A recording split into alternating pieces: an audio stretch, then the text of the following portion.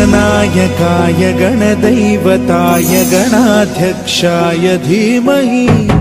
गुणशरीराय गुणमण्डिताय गुणेशानाय धीमहि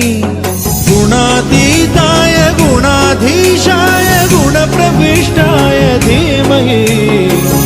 एकदन्ताय वक्रतुण्डाय गौरीतनयाय धीमहि गजेशानाय भालचन्द्राय श्रीगणेशाय धीमहि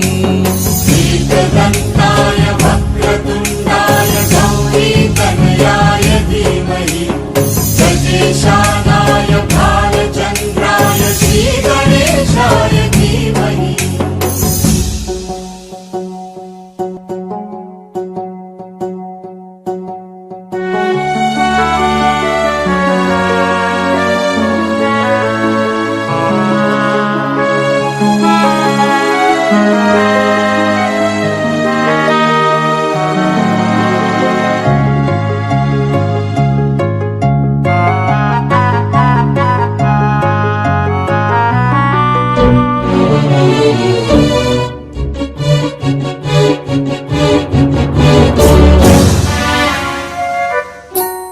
गानचतुराय गानप्राणाय गानान्तरात्मने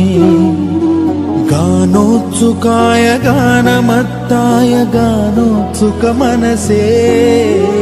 गुरुपूजिताय गुरुदैवताय गुरुकुलस्थायिने गुरुविक्रमाय गुह्यप्रवराय गुरवे गुणगुरवे गुरुदैत्यकलक्षेत्रे